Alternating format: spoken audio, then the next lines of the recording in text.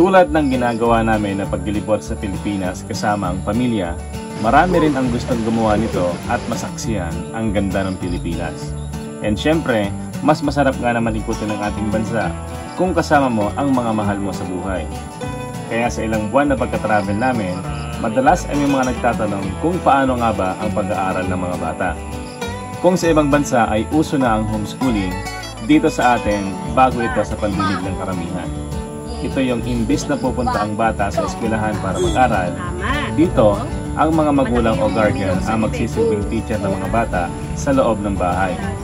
And pwede kang mamili kung anong klaseng educational plan o subjects ang tingin mo na kailangan ng mga anak mo. And dahil malapit na ulit ang pusukan, for today's video, gagawa tayo ng lagayan ng whiteboard sa loob ng bahay jeep para dagdag materyales sa pag-aaral ng mga bata. Bata pa lang ako, gusto ko nang malibot ang buong mundo. Ngayong malaki na ako, simulan natin sa paglilibot sa buong Pilipinas, kasama ang tropa, pamilya at mga bagong makikilala.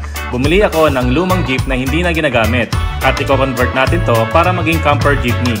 Lalagyan natin ng kwarto, CR, sala, kusina, top load at may solar sa taas. Para kasaman tayo mapadpad, ready tayo. At pag napadaan kami sa probinsya nyo, tara! Sama ka! Ayun nga mga kalibot, dito kami natulog kagabi sa may tabing kalsada. Dito yan sa sentro ng Tabaco City, sa may park, munisipyo at may simbahan. Thank you so much nga pala sa barangay captain ng barangay na to. Pinayagan nila kami na dito mag-parking magdamag. And today mga kalibot, maghahanap na tayo ng ibang malilipatan.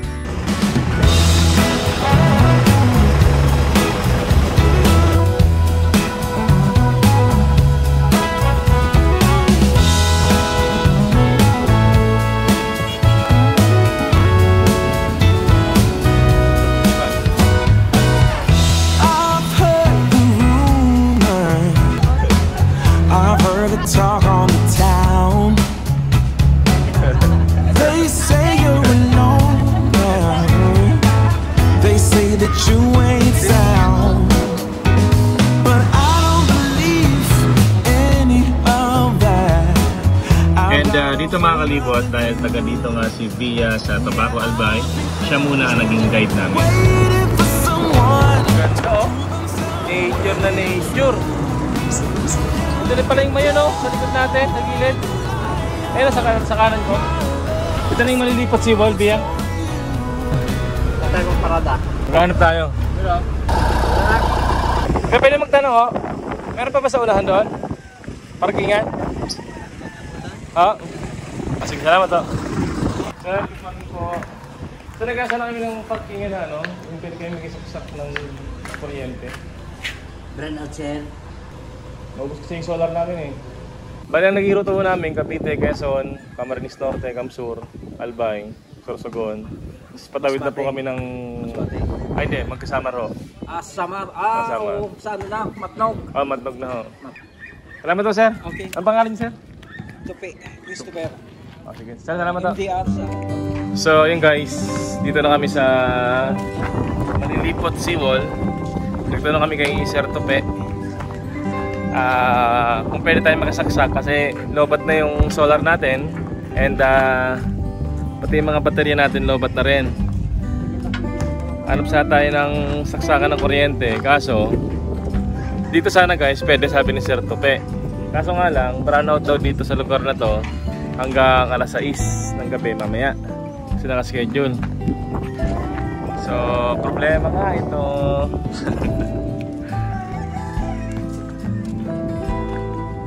Mami, problema nga ito. Pwede tayo makasaksak pero brownout hanggang alas 6. Pero yun guys, wala man kuryente dito. Magkakaroon naman mamaya. Tapos, pwede naman tayo maki-CR. So good thing. And dito sa kanan natin, meron dagat. So marami tayong supply ng tubig. CR tayo. Wala nga tayong kuryente. Pero good thing din, kahit paano may araw, may kuryente tayo sa loob. Kasi papalo naman ng 100 plus yung charge ng solar natin. Dito guys sa kusina natin, yan, nagkasayang na si Via. Yan guys, sinayin natin. Sarap ng hindi ganun katapang yun dito ng pamilya na dagat. Pero yung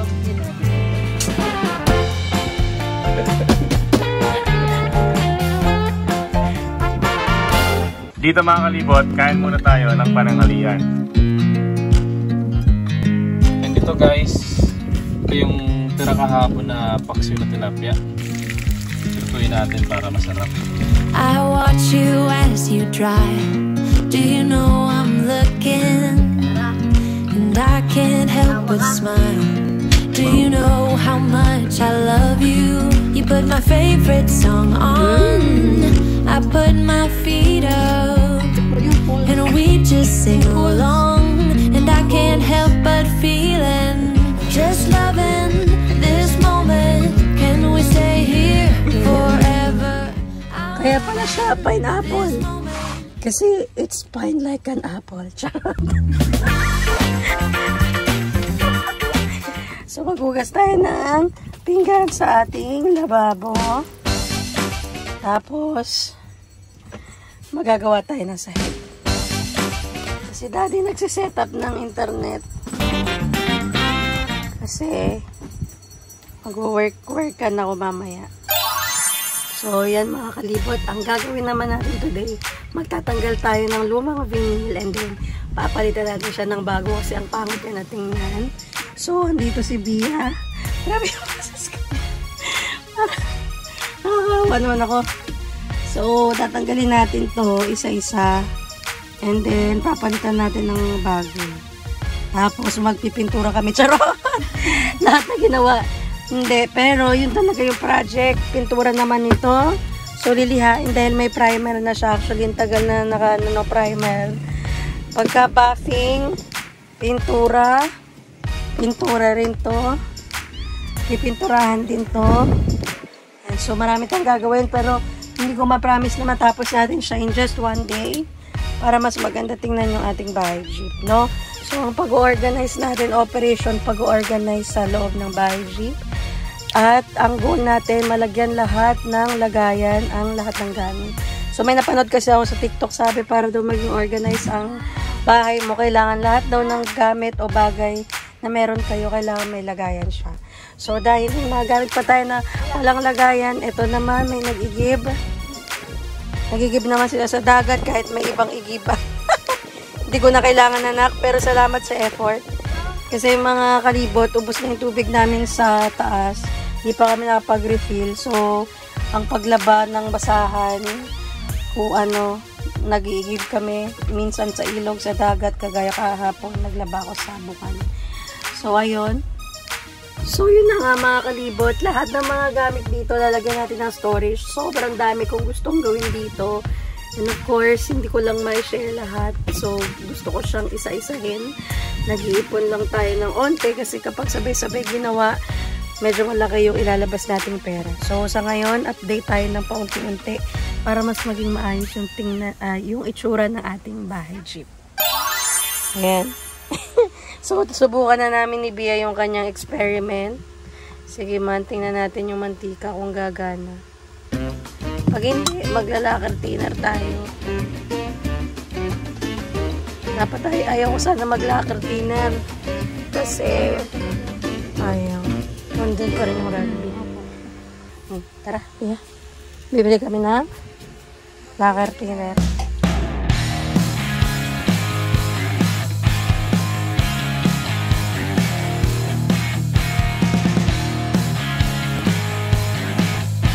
Siguro malilipot. Siguro malilipot dito kasi hangin. Mahangin. Kaya malipot. Ang malipot sa Bicol ay malamig. Kaya nilag-lag. Dalawa po. So, babalik na kami niya sa jeep. We don't belong here. So, malapit na kami makakalipot, makabalik sa bahay jeep. Sabi ko, nakatagaan na ngayon kasi tagal namin mali. Pero pag dumating ako doon at tulog siya, charot na. And call it a night. 'cause the longer we stay here. Sabi ko mga kalibot, pagdating ko piling ko nag-aalala na to. Pero tingnan nyo yung mukha ko. Mukha pa nag-aalala na. So dito guys, meron tayong palang subscriber dito, si Kuya Romy. Kuya Romy kasi na. Yan guys, si Kuya Romy. Kuya Romy Ubang. Yan. Ingat sa biyahe niya. Salamat po.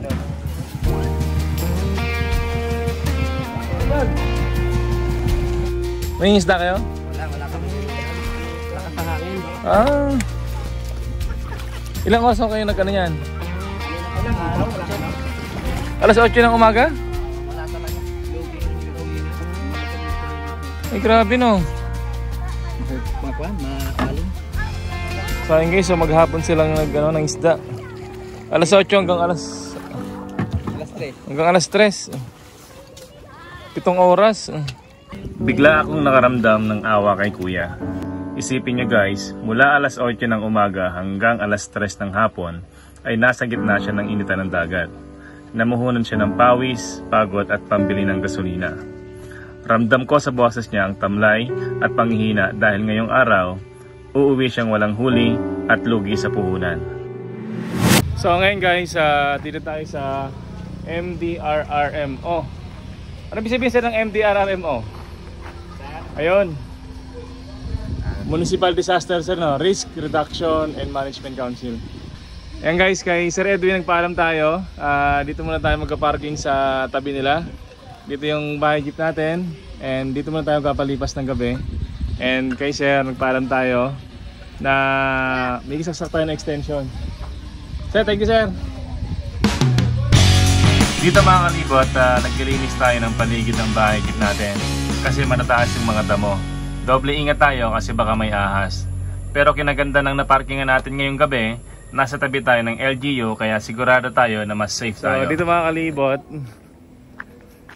nagkalaro sila tiko ng basketball.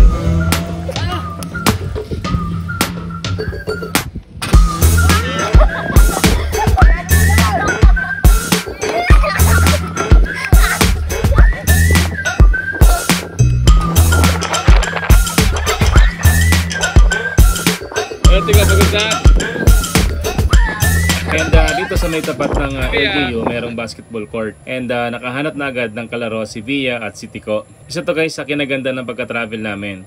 Tumataas yung social interaction nila and mas nagiging friendly sila.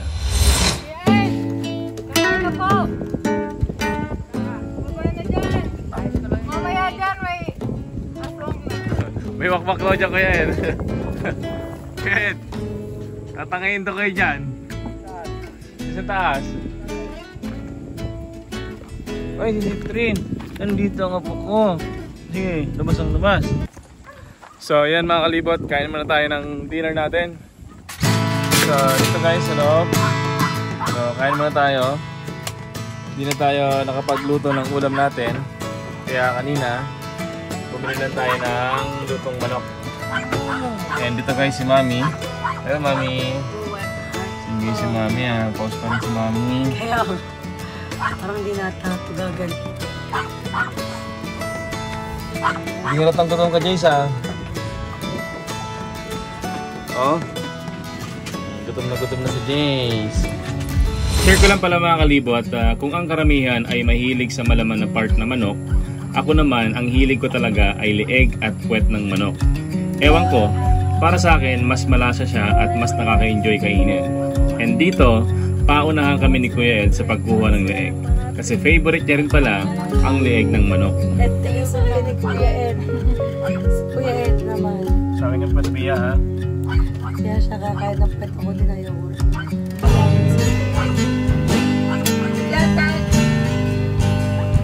Kaya ako, kasama rin. Nice daw. Wala na pa rin yung kasi dati, bigyan sana ng pera na. Dahil pinakalaman, tulog sa mat.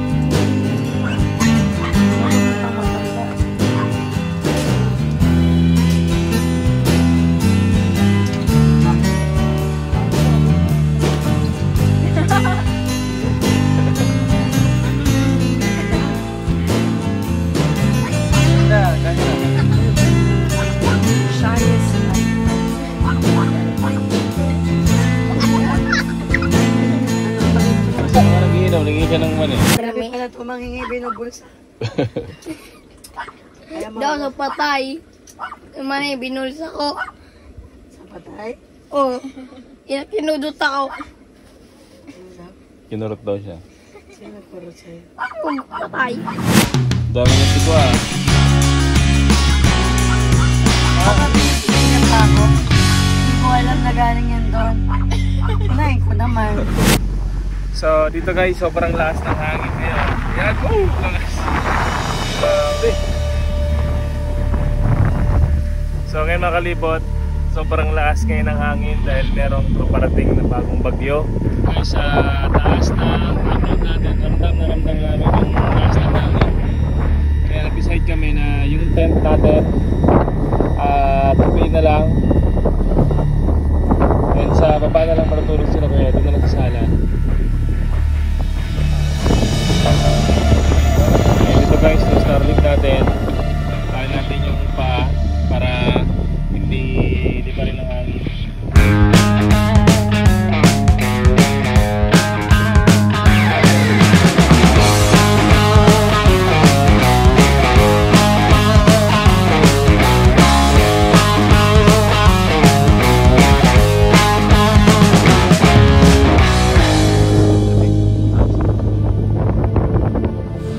Ito guys, tingnan nyo kung gaano kalakas yung hangin dito.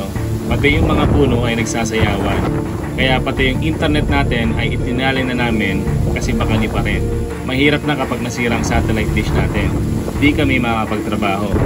And yung bahay jeep namin, ramdam mo talaga na gumagalaw sa lakas ng hangin. Kinakabahan na nga kami dyan kasi baka tumaob yung jeep natin kasi baka lumakas ng sobra yung hangin. Lalo na merong paparating daw na bagyo. May napanood kasi kami sa ibang bansa, meron talagang mga bagyo na tumatangay ng mga sasakyan. Mas ng hangin, no? Ha? Bakit kaya? Masarap na hangin. Pero nakakatakot. Nakatakot yung ingi ng puno.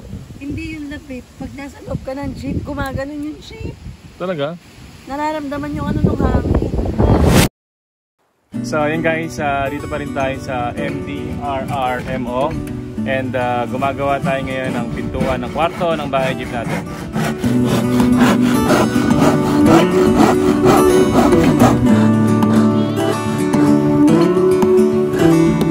Look ahead, the sea is calm, and I know we've been through a lot, but just wait. Wait for better days to come and carry us like wind in our sails.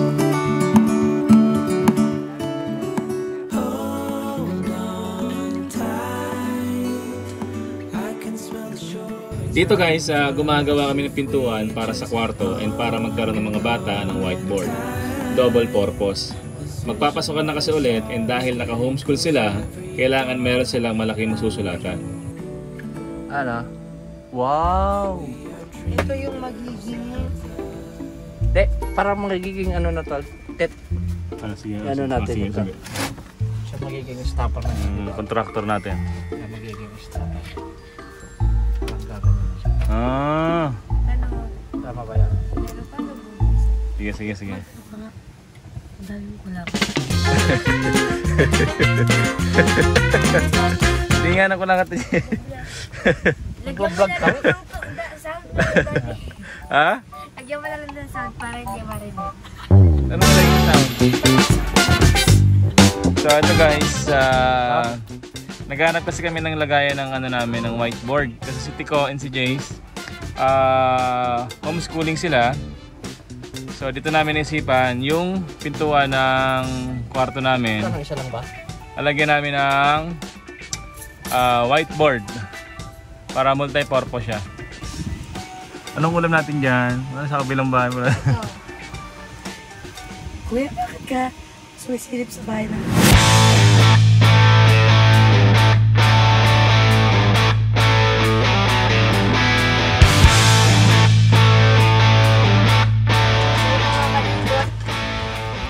Timplahan natin si Mami ng ano? Ng kape. Nagamit.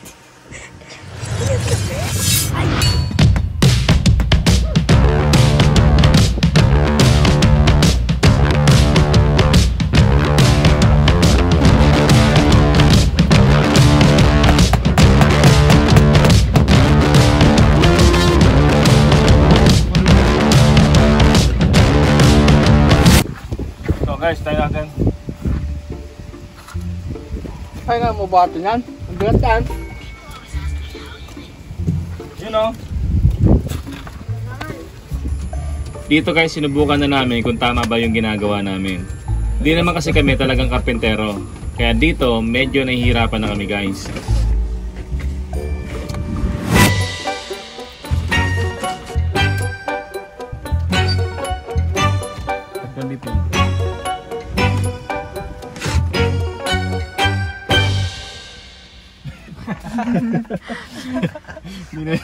Ano lumabas? And ito na nga mga kalibot, dahil wala kaming karpentero, medyo struggle talaga kami dito. Bali gawa na kasi yung papasukan ng pinto and may nakaharang na cabinet. Kaya limitado lang yung espasyo at pwede namin galawin. So ito guys yung purpose niya. Hilahin natin ng ganyan.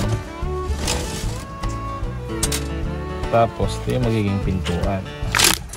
Click lang namin.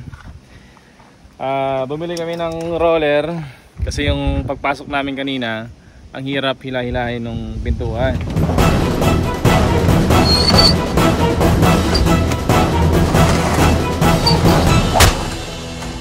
Ito guys, bumili kami ni Kuya Ed ng roller para smooth lang. Ano ba to? Bearing nakalagay eh. Oh, gulong daw, gulong. So umiikot, roller na yun. So ito mga kalibot. Kasi kanina nung binubuksan namin yung pintuan, ang hirap.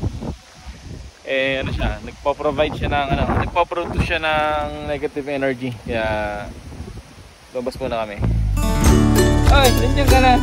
Bawal ko lumabas, di ba? Di ba bawal ko lumabas? Bawal ko lumabas? Ha? Ang dudungis mo na. Ang dudungis nyo. Lalo ko na, Pokemon. Ang dungis-dungis mo. Mariligo ko na, ha?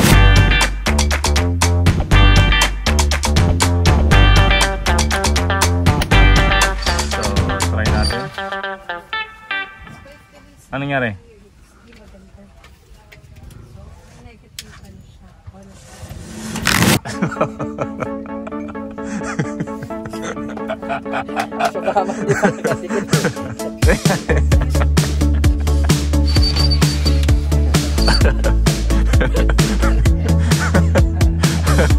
Dito guys, parang di talaga namin kayang gawin.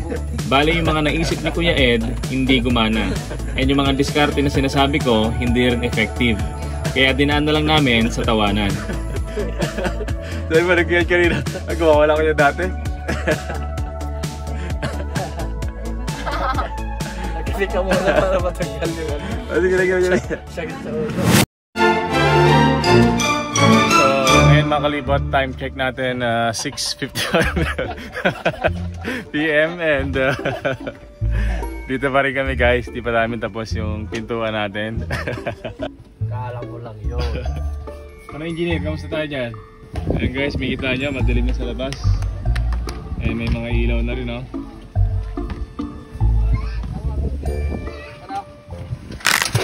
Ito, tapat na ito siya. Screw mo muna yan. Lagyan mo muna yung gulong. Hindi na ba mahirap buksan yan?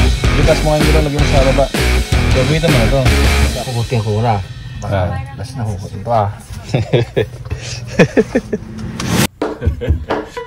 And eternity later. So yun guys, ano oras na ba? Mag-alas 8 na yata. And dito pa rin kami. So lahat ng tintay namin, hindi pa rin gumagana. So dito meron kaming naisip. Lalagyan namin ng gulong yung ilalim. Parang meron siyang paa. Isip kami ng isip, pero hindi naman nagagana yung isip namin. Nahukot yan. So guys, ito reject na naman. So Kuya, talaga. Pangilan na. So pati na siya bumagsak. Yes. Ganyan na siya dyan.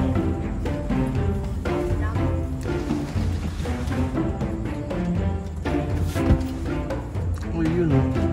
Kaya hawakan mo na lang siya para hindi mo magsak. Bali na siya nabagsak. Hanggang dito sa dulo, meron siyang paa. Yun oh. Ayos ha. Oh, diba? Ano, kaya niya pang dalawa? Kaya. Kami pa?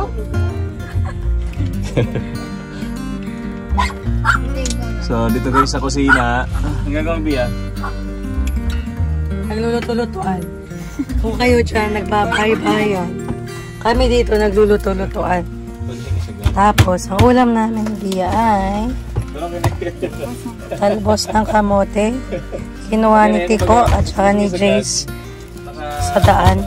Ay, malibot. Tapos, ang palaya. Ito, tinapa. Bigay ito ng kapitbahay. Kaya nga, hirap mag-explain kanina eh. Ano ba yung gano'n nito, sir? Ano po eh, bahay-bahayan namin eh. May sakyan kasi kami. sabi niya, saan ba talaga dyan? Sa bahay o sa sakyan? Sasakay po, ginawa namin bahay pa yan. Sabi niya, Tiklupe. hindi kayo makapag-suggest sir pag di niyo sinabi yung totoo. Ang sabi mo? Sabi, hirap po mag-explain. Sa tingin ng grinder naman ano? Ano? Sabi ko sa kanya, baka delikado maputol. Eh guys, putol na yung bungi na yung grinder. So, para hindi ma-aksidente, mano-mano na lang. So ito guys, ang ating pang 175th times. So, hindi pa nakakabit.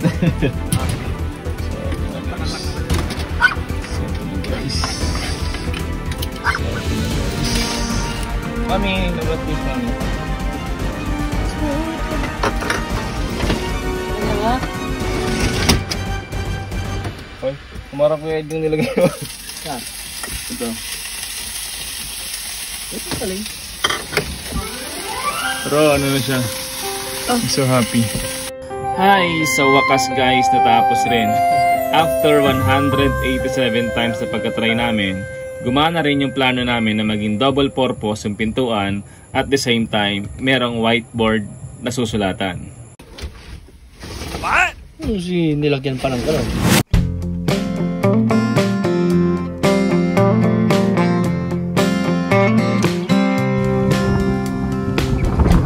So ayan mga kalibot, dito pa rin tayo sa Malilibot Seawall.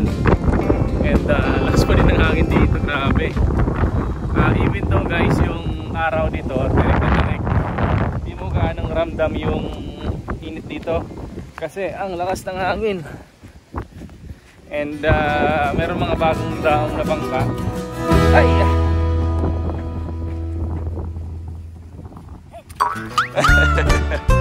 Tara na, dali, okay lang yan. So dito guys, meron mga bagong daong na bangka. Tingnan natin kung meron silang huli. Kasi kahapon nagtanong kami, wala silang mga huli.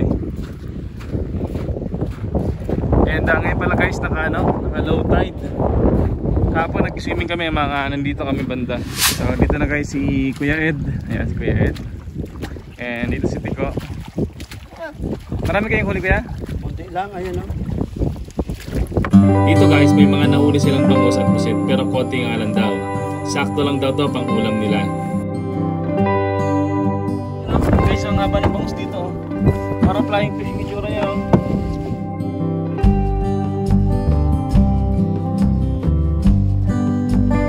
Ilang oras kayo niya sarang huli? Ilang oras kayo ng isda niya? Hangin pala.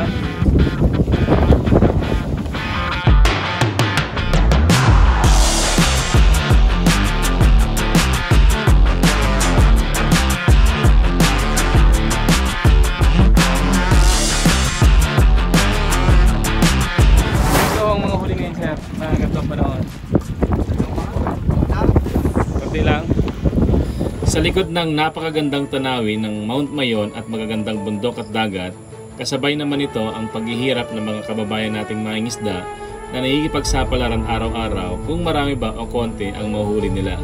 At ngayong araw, hindi sila pinalad.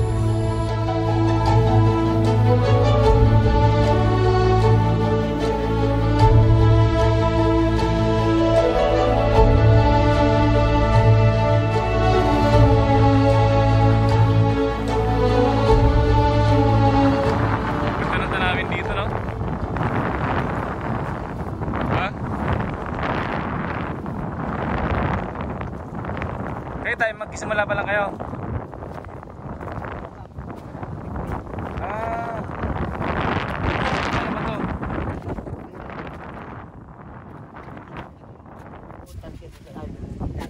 Habang pabigat.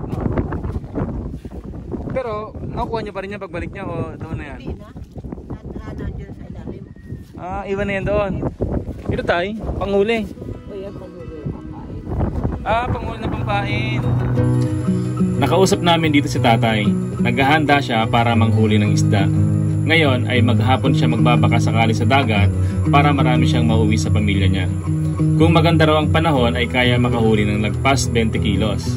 Pero sa panahon ngayon na pinagkakaitan sila ng dagat, baka raw 3 kilo ay marami na. Kung dati ay marami ang sobra para sa pangbenta, ngayon daw ay baka pati pang ulam nila ay magkulang. Nagbaon na rin pala siya ng pagkain at doon na rin daw siya manananghalian sa laot dahil mahirap kung siya ay babalik pa. Kung gaano kababa ang tubig ng dagat ngayon, ganun din kahina ang huli nila ng isda ngayon. Kung para sa mga mata natin, napakaganda ng panahon kung titingnan. Malinaw ang langit at malakas ang hangin, presko. Pero para kila tatay na mangingisda, isa itong masamang pangitain. Malakas ang hangin at may bagyong paparating. Hindi sila nakalaot dahil delikado. Kaya dito lang sila sa may tabing dagat nanguhuli ng isda. Dito ay tulong-tulong sila magkakapitbahay sa panguhuli ng isda. Naglatag sila ng lambat at hinahatak na nila ang lubid. Gusto man daw nilang lumayo para mas marami silang mahuli ay hindi pwede. Ayaw nilang makipagsapalaran sa pagsik ngayon ng panahon. Kung para sa isang pamilya, marami na ang gantong huli. Pero sa sitwasyon nila magkakapitbahay, 6 sila nagtulong-tulong. Kaya ang kakarampot na huli ngayon, hahatiin pa yan sa 6 na mag-anak. At dahil lang hiram lang sila ng lambat, magiging 7 na sila maghahati-hati kasama yung may-ari ng lambat. Gusto rin daw sana nilang magkaroon ng sariling lambat. Kaso wala silang pambili dahil ang presyo nito umaabot ng 20,000 pesos. Lilibutin ang buong Pinas, isasama ko lahat ng may gusto. Pagdating ko dyan sa probinsya nyo, dapat ready na lahat ng mga gamit mo. Magpaalam ka na sa nanay mo, makiusap ka na rin dyan sa boss mo. Lalo na pati sa jowa mo, kasi aalis tayo kahit saan mo gusto. Abutin man tayo sa dulo ng mundo, di ka magsisisi, pangako yan sa'yo.